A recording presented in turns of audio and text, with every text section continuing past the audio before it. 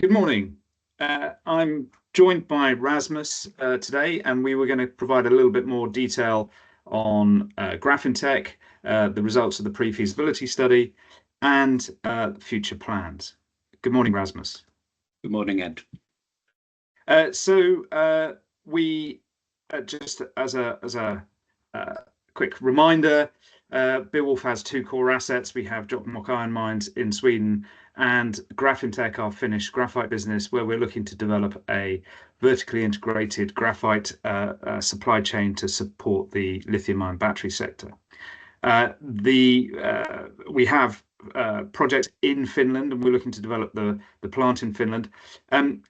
Last week, Rasmus and I spent a few days visiting a prospective site for the plant.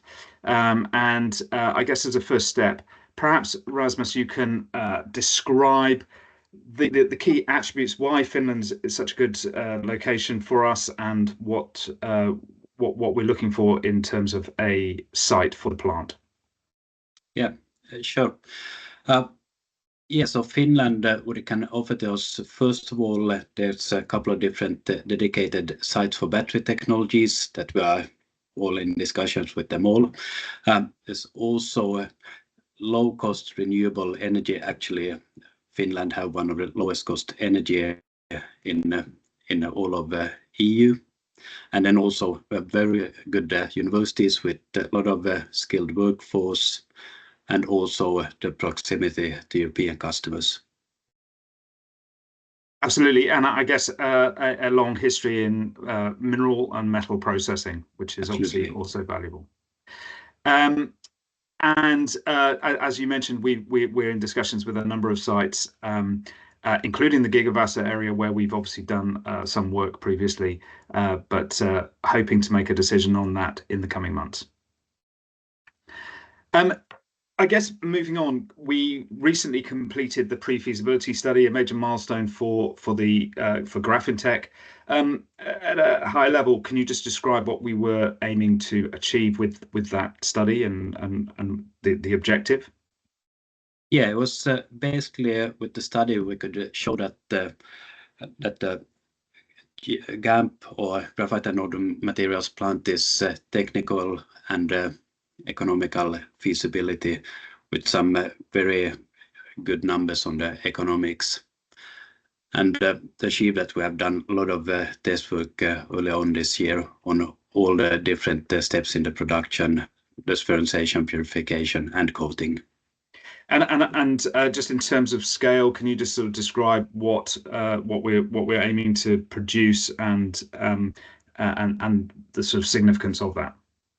Yeah, so the end product will be what we call coated spherical graphite. The aim is to produce 25,000 tons per year, which is, if you convert that to how many electric vehicles, that's roughly about 357,000 electric vehicles per year. Great. And thank you. As you mentioned, the economics are extremely positive. So the phase one has an NPV of close to €1 billion with an IRR of 37%, so extremely robust. Can you perhaps just talk through the capital cost for the project and what makes this so economically robust? Yeah, so for phase one, the capex is roughly about €225 million. But really makes the project robust is the low OPEX. The reason for that is that, as I already mentioned, that Finland have very competitive energy costs, but also that we'll be able to recycle a big part of the main chemical, sodium hydroxide. Great, and I mean, perhaps now a good time to dig into the process in a little bit more detail. This is a rendered image, a three-dimensional image of the plant. Maybe if we describe sort of the process, so the initial feed material and reagents comes into the right-hand side of the image on the slide. the first step is spheronization. Could you just describe what spheronization involves, please? Yeah, it's a milling process where you are first you're uniforming the particles and then you're rounding them to increase the density and another properties of the product. So essentially creating a very uniform, consistent material. Yeah, that's right. Okay, great. And the feedstock that we are using is maybe you can just describe that and what the objective is there. Yeah, so in the short to mid-term, we'll be importing graphite concentrate. So that will be imported from a large mine outside Europe. But then we also have own projects, Aitolampi, which is one of Europe's largest natural graphite resources that we aim to put into production in the long term to have a Finnish vertical integrated value chain. Great, thank you. So following the spheronization process, we go into the purification, which involves caustic baking and then a series of acid and caustic washes. Perhaps you can just describe that process in some detail. Yeah. So it's a hydrometallurgical process where we are using both sulfuric acid and sodium hydroxide in different stages. We're also using moderate heat in the process.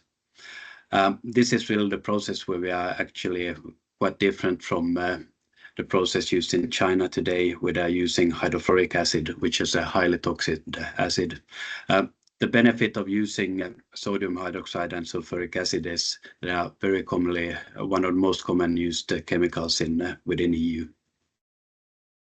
Great, and that has implications both from an environmental and permitting perspective, but also costs relating to handling those materials and are reduced. So a number of benefits.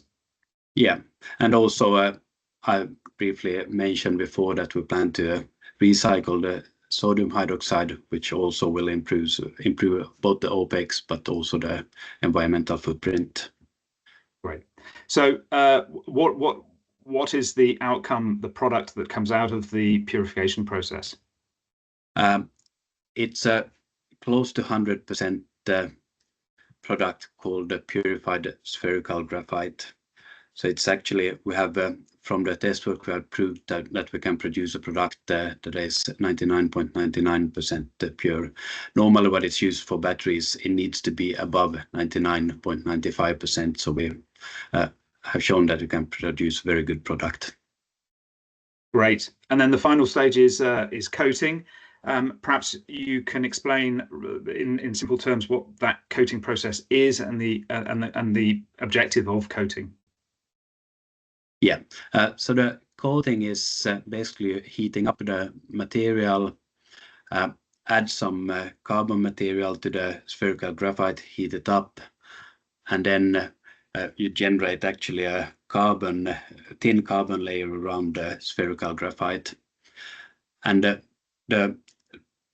this process is enhancing a lot of the electrochemical properties of the final product. So this is then the material that will go in, be sold to the company who's making the anodes. And also provides a bit more physical stability in the product as well, prevents cracking and as it's charged and discharged. Absolutely. And so that is the final stage. We produce coated spherical purified graphite, CSPG. Perhaps you can describe the products, because we have 3 product suites from the plant. Perhaps you can just describe those and the kind of the potential end market for those. Yeah. So the main product will be something we call CSPG 18, which is a 18 microns product. That's a product that usually are used in electric cars. Then we'll have a second product, which is a very high value product, 8-micron product, which is a product that can normally be used in, for example, consumer electronics. And then we have the byproduct fine, which is a graphite product of lower value, but there's several markets for that product as well. We're also looking into how we can add value to that fine product, even to further improve the value of the process. Great. And I guess where does that fine product? It's a byproduct from which. Can you describe where that occurs, where that's produced? So it's used in the spheronization process.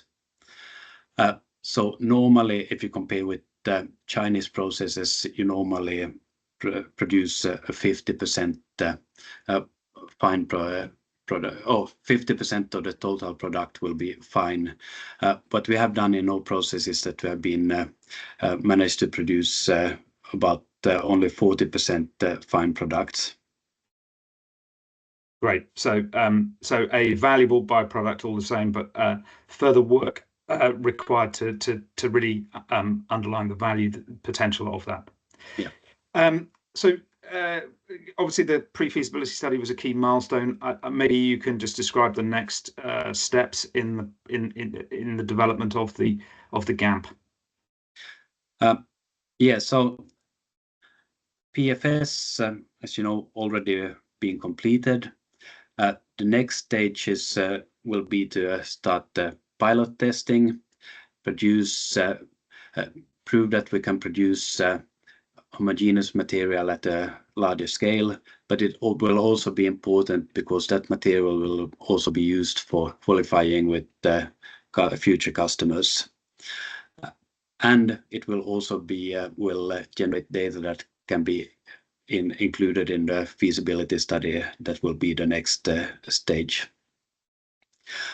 Another work streams is the environmental work streams. We have already started the environmental impact assessment. We aim to have that concluded by end of this year, and that will then be followed by environmental permit application. And obviously, identifying the appropriate site for the plant is a key next step in terms of the site-specific elements of the environmental impact assessment. Yeah, absolutely. And we are in discussions with many sites in Finland, and we aim to have agreement completed within the next 1 or 2 months. Great.